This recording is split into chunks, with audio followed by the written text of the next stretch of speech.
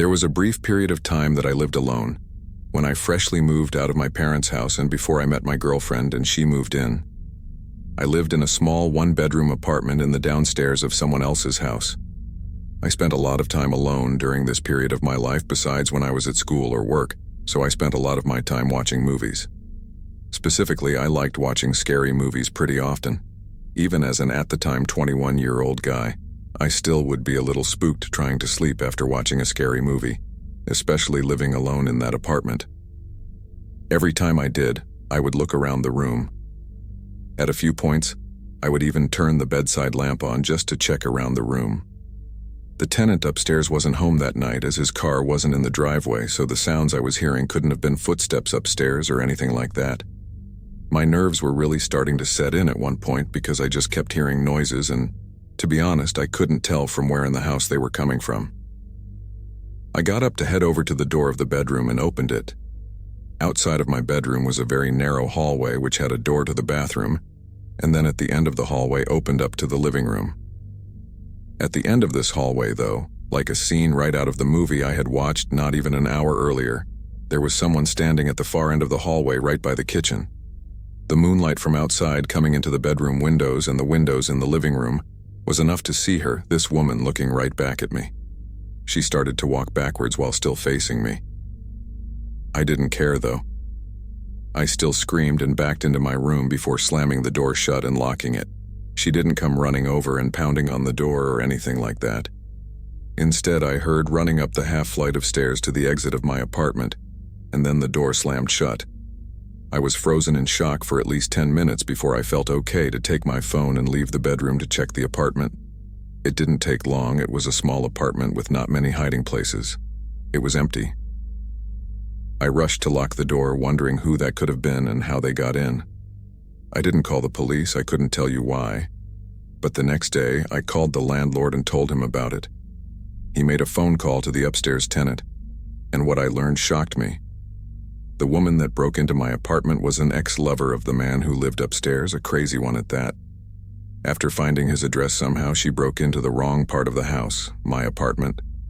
The upstairs tenant came down to my door and apologized to me that following day, but I never got much detail from him or the landlord. I still wonder what that woman was planning on doing to him.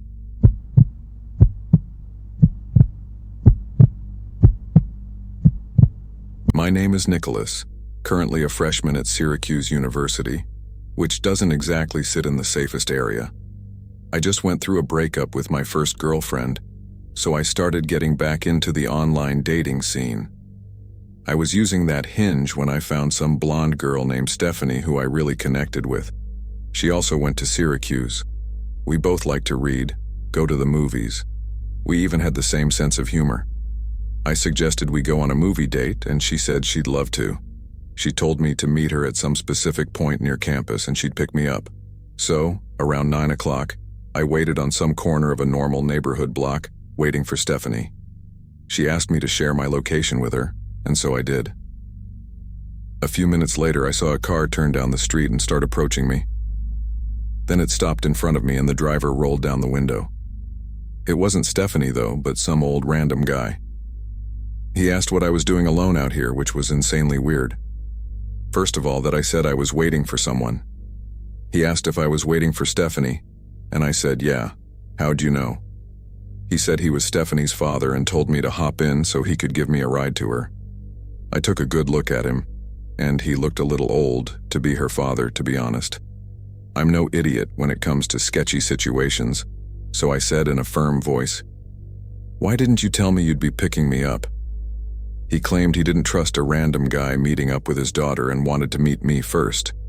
I took another good look at the man and didn't say anything. I simply started walking away in the opposite direction from where his car was facing.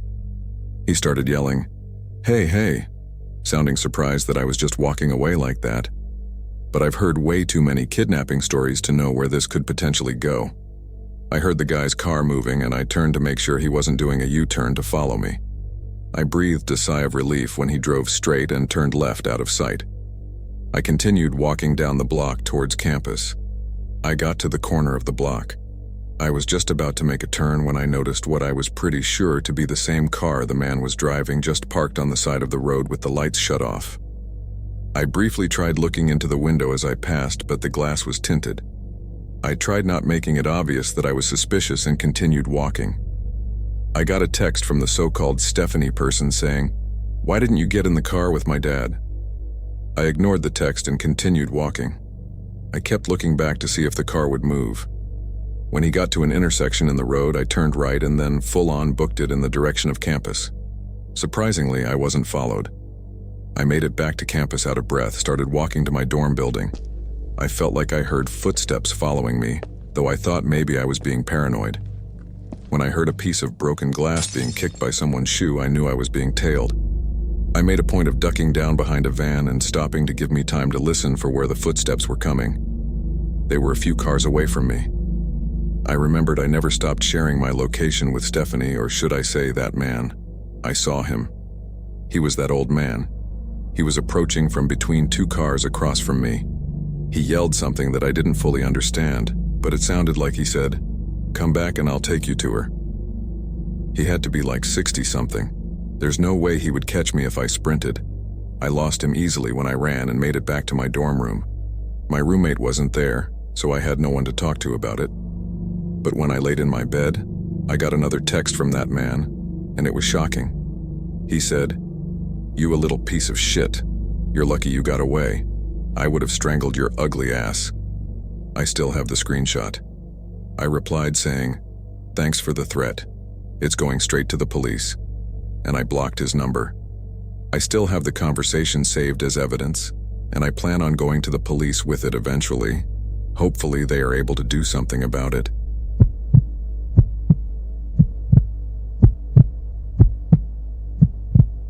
I was house-sitting for my grandma one weekend while she went to Florida with some of her church friends. I was sleeping in the guest bedroom next to her room. The guest bedroom always had two twin beds inside of it that my brother and I would sleep in when we had sleepovers at her house. I took the bed next to the window, but before getting into bed, I checked all the doors, making sure they were locked. When I did get into bed, it was early, and I didn't actually go to sleep for a while. There wasn't much to do at my grandma's house, so I was just on my phone for about an hour, watching videos, texting people, whatever. That's when I thought I could start hearing someone's voice outside. It sounded like a woman's voice saying hello. I left the bedroom and inched my way closer to the front door, moving slow because I was trying to listen.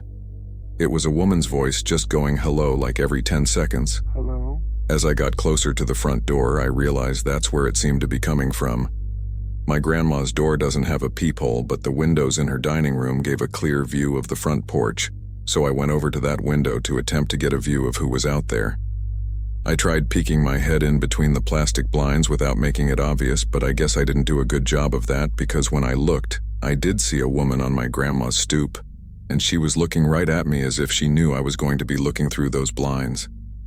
Once again, she said hello with some freakish smile on her face. This woman was older, but don't picture her as some innocent-looking small old lady. She looked like she was maybe late 50s, early 60s, and something about her face just skeeved me out. I moved away from the window and thought maybe it was one of my grandma's friends. It was midnight, though. Why would anyone come to the door this late? Why wouldn't she knock or ring the bell?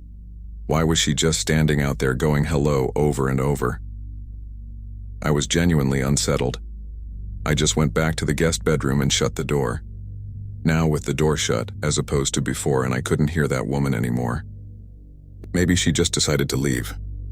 I started texting everyone about it, my sisters, my friends, telling them how bizarre it was. But a good amount of time passed in silence, and I was starting to calm down.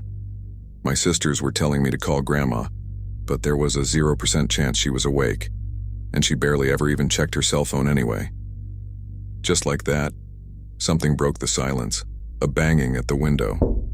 Not a knocking or tapping, but banging. I felt that fierce pain in my chest area as my body entered that fight-or-flight mode.